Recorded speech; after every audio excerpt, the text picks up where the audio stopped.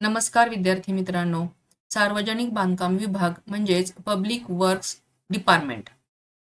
सर्वात प्रथम आपण सार्वजनिक बांधकाम विभागाबद्दल जाणून घेऊयात. महाराष्ट्रातील सार्वजनिक बांधकाम विभागाला पीडब्ल्यूडी असं म्हणतात आणि 150 वर्षांहून अधिक काळाचा समृद्ध वारसा या विभागाला लाभलेला आहे. सार्वजनिक बांधकाम विभाग प्रामुख्याने रस्ते, पूल व सरकारी इमारतींचे बांधकाम आणि देखभालीसाठी जबाबदार आहे आणि त्याचबरोबर राज्य सरकारचे तांत्रिक सल्लागार म्हणूनही सार्वजनिक बांधकाम विभाग काम करते. सुरुवातीला विभाग सिंचन, रस्ते, पूल आणि सरकारी इमारती या प्रकल्पांची बांधकामे आणि देखरेख करत असे. तथापि 1960 मध्ये महाराष्ट्र राज्याच्या स्थापनेनंतर विभागाची पुनर्रचना 2 स्वतंत्र विभागामध्ये झाली. त्यामध्ये एक आला पाटबंधारे विभाग आणि दुसरा आहे सार्वजनिक बांधकाम विभाग. 1980 मध्ये गृहनिर्माण कार्य एका वेगळ्या विभागाकडे सोपवण्यात आले आणि ज्यामुळे सार्वजनिक बांधकाम विभाग आपल्या सध्याच्या भूमिकेत स्थिर झाला. सार्वजनिक बांधकाम विभाग म्हणजेच पीडब्ल्यूडी महाराष्ट्र राज्याच्या पायाभूत सुविधांच्या विकासात आघाडीची भूमिका बजावतो. सार्वजनिक मालमत्तेचे कार्यक्षम नियोजन करणे, अंमलबजावणी करणे आणि देखभाल सुनिश्चित करणे यासाठी हा विभाग कार्यरत असतो. राष्ट्रीय महामार्ग, राज्य महामार्ग आणि प्रमुख म्हणजे जिल्हा रस्त्यांचे बांधकाम आणि देखभाल आणि सरकारी इमारतींचे बांधकाम आणि देखभाल यासाठी हा विभाग जबाबदार असतो. या विभागामध्ये सर्वात मोठी भरती जाहीर झालेली आहे आणि त्याच भरतीबद्दलची माहिती आपण या व्हिडिओमध्ये घेणार आहोत.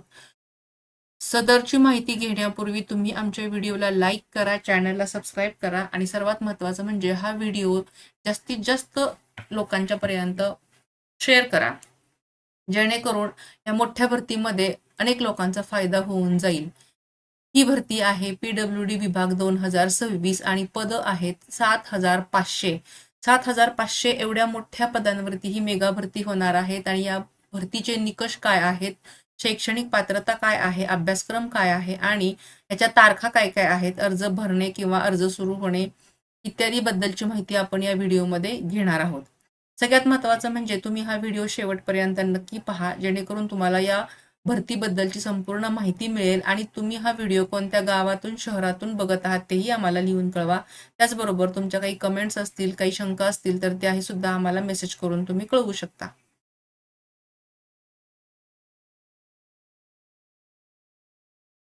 सार्वजनिक बांधकाम विभाग त्याच्यामध्ये पद भरती होणार आहे क्लर्क आणि सुपरवायझर. फॉर्म भरायची शेवटची तारीख आहे 30 मार्च 2026 म्हणजे मार्च महिन्याच्या अखेरीला.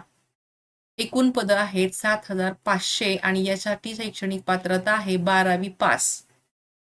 वयोमर्यादा आहे 18 ते 40 वर्ष म्हणजे 18 ते 40 वर्ष वयापर्यंतचे उमेदवार या पदासाठी अर्ज करू शकतात.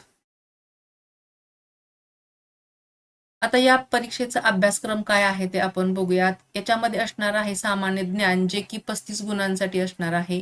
रिझनिंगवरचे प्रश्न 20 गुणाला येणार आहेत आणि संगणकाचे प्रश्न 15 गुणांसाठी असणार आहेत.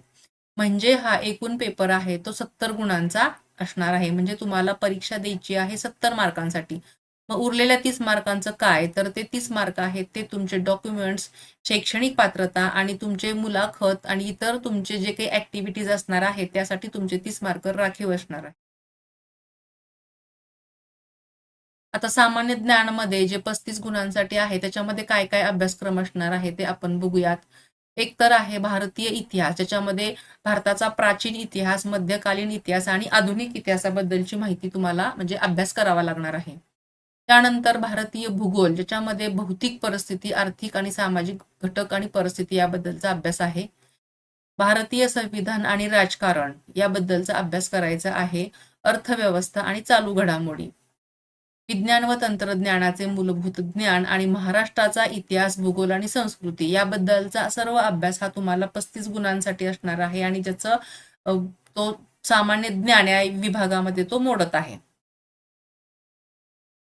त्यानंतर आहे रिझनिंगचे 20 गुण.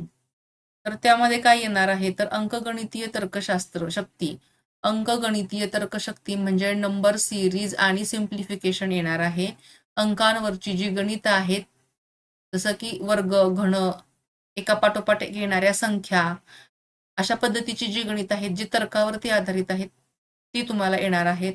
शब्द व अक्षर मालिका म्हणजे अल्फाबेट आणि वर्ड सिरीज जसं की ABCD वरून जे काही प्रश्न येतात ते, अक्षरमालिका, एक शब्द दिला जातो आणि त्याप्रमाणे त्याचे क्रमांक लावून घेणे वगैरे असे जे काही प्रश्न आहेत त्या तशा पद्धतीचे प्रश्न इथं येणार आहेत. कोडी आणि पझल्स, त्याच्यामध्ये एकसारख्या आकृत्या दिलेल्या असतात आणि त्याच्यामध्ये एक 2 आकृत्या समान आहेत, तिसऱ्या आकृतीला चौथ्या आकृतीशी जोडी लावायची आहे, अशा प्रकारच्या आकृत्या आलेल्या असतात. किंवा कोडी जे दिलेले असतात त्याच्यामध्ये रिकामी घरं दिलेली असतात आणि तिथं ते जोडायचे असतात किंवा त्याचा वर्ग, घन किंवा आणखीन गुणाकार, भागाकार करून जे उत्तर येणार असेल ते तिथं द्यायचं असतं. अशा प्रकारचे हे गणितीचं पझल्स आणि कोड्याचं स्वरूप असणार आहे. रक्तसंबंध म्हणजे नातेवाईक, ब्लड रिलेशनचे जे प्रश्न आहेत, ह्या याचा काका, मामा वगैरे अशावरचे जे प्रश्न आहेत त्यांच्यामधील काय संबंध आहे, कोणाचा कोण मुलगा लागतो किंवा नातेसंबंध ओळखा, असे जर काही प्रश्न आहे तर त्याचे हे प्रश्न येणार आहेत. दिशा आणि अंतर, दिशा पूर्वेकडे तोंड करून उभा राहिला असता उत्तरेकडे जाताना त्याची डावा हात कोणत्या बाजूला किंवा उजव्या दिशेला काय येणार आहे, अशा प्रकारचे जे आहे. आणि किंवा तो जर डावीकडे वळाला, पूर्वेकडे चालत गेला तर मूळ ठिकाणापासून तो किती अंतरावरती गेला असेल, अशा प्रकारचे जे काही प्रश्न आहेत ते प्रश्न इथं येणार आहेत. समानता आणि वर्गीकरण, ह्याच्यामध्ये तुम्हाला समान कृत्या किंवा समान अंक किंवा त्याचं वर्गीकरण अशा प्रकारचे प्रश्न विचारलेले असणार आहेत. त्यानंतर आहे संगणकासाठी, जे की 15 गुणांसाठी असणार आहे. त्याच्यामध्ये येथील संगणकाचे मूलभूत घटक जसं की हार्डवेअर आणि सॉफ्टवेअर याबद्दलची माहिती असणं आवश्यक आहे. नंतर आहे MS ऑफिस, त्याच्यामध्ये वर्ड, एक्सेल आणि पॉवर पॉइंटचे काही प्रश्न येणार आहेत. नंतर इंटरनेट आणि ईमेलचे ज्ञान असणं आवश्यक आहे की जे तुम्हाला त्याच्यावरती जे प्रश्न विचारले जातील ते तुम्हाला देता आले पाहिजेत. ऑपरेटिंग सिस्टीम जे आहेत किंवा विंडोज आणि लिनिक्स बेसिक्स वगैरे जे काही आहे त्याच्यावरचे जे ऑपरेटिंग सिस्टीम्स आहेत त्याच्याबद्दलचे प्रश्न येणार आहेत. संगणक सुरक्षा म्हणजे सायबर सिक्युरिटी, व्हायरस आणि फायरवॉल यासारखे प्रश्न म्हणजे संपूर्ण संगणक ज्ञानावर आधारित 15 गुणांची परीक्षा असणार आहे. त्याच्यामध्ये बीट, बाईट्स वगैरे जे प्रश्न आहेत, किलोबाईट्स, गिगाबाईट्स वगैरे ते प्रश्न तुम्हाला इथे विचारले जातील. त्यासाठी संपूर्ण तयारी करणं आवश्यक आहे. सामान्य ज्ञानामध्ये काय आहे तर कोणती पुस्तकं तुम्ही वापरू शकता तर लुसेंट्स जनरल नॉलेज हे पुस्तक एक सामान्य ज्ञानासाठी वापरू शकता. अरिहंत जनरल नॉलेज 2026, NCERTची 6वी ते 12वी पर्यंतची इतिहास, भूगोल आणि राजनीतीवरची संपूर्ण पुस्तकं वाचायची आहेत. रिझनिंगसाठी तुम्हाला RS Agarwal a modern approach to verbal and non verbal reasoning हे पुस्तक तुम्ही अभ्यासू शकता. किरन्स रिझनिंग बुक हेही पुस्तक तुम्ही अभ्यासू शकता. आणि संगणकासाठी असणार आहे computer awareness by Arihant, objective computer awareness by R Pillai. या पुस्तकांचा अभ्यास तुम्ही केला तर तुम्हाला नक्कीच पैकीच्या पैकी मार्क मिळू शकतात किंवा तुम्हाला या भरतीसाठी पात्र होण्यास हे पुस्तकं तुम्हाला मदत करू शकतात. याच्यामध्ये संगणकामध्ये आणखीन एक असणार आहे की बेसिक MS ऑफिसचं प्रॅक्टिकल जे गाईड आहे ते सुद्धा तुम्ही इथं वापरू शकता. तयारी कशी करणार आहात तर सामान्य ज्ञानासाठी दररोज चालू घडामोडी वाचणं आवश्यक आहे. त्यासाठी तुम्ही न्यूजपेपर आणि मासिकं वाचायची आहेत. रिझनिंगसाठी रोज 20 ते 30 प्रश्नांचा सराव करायचा आहे.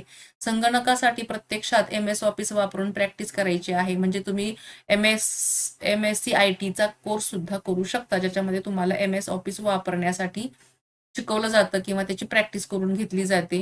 मागील वर्षाच्या प्रश्नपत्रिका सोडवायच्या आहेत. त्याच्यामध्ये text book, Arihant question bank वगैरे असे तुम्ही प्रश्न वापरलेत, पुस्तकं वापरली तर तुम्हाला संपूर्ण प्रश्नपत्रिका मार्गदर्शन मिळून जाईल.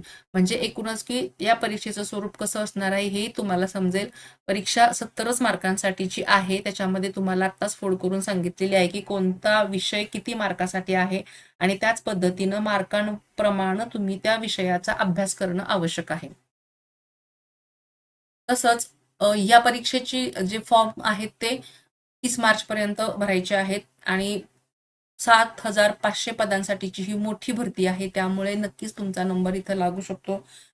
विद्यार्थी मित्रांनो, तुम्ही हा व्हिडिओ शेवटपर्यंत पाहिलात त्याबद्दल धन्यवाद. हा व्हिडिओ जास्तीत जास्त शेअर करा जेणेकरून याचा उपयोग सर्वांना होईल. हा व्हिडिओ पाहिल्याबद्दल धन्यवाद. Thank you for watching and subscribe.